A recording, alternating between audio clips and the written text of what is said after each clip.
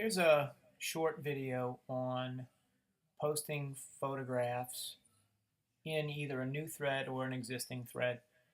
Um, for our purposes, I'll create a quick thread that will be deleted, and I'll put it in the photo forum here. If you have your photographs on your computer, this is actually very simple. This button here, known as the little tree. I tend to like to center my photographs because I'm ridiculous about that, but you just click this image here.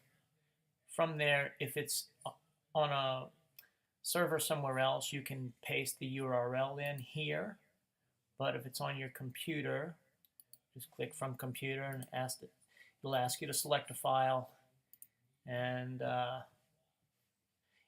unfortunately at this point we can only do one at a time, but you can repeat the same process over and over again. So choose, and since this file is rather large, it may take a second to post.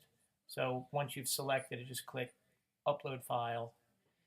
It will place the image there at some point, and at that point you can repeat the process and add a second picture, third picture, text, and whatever else you like.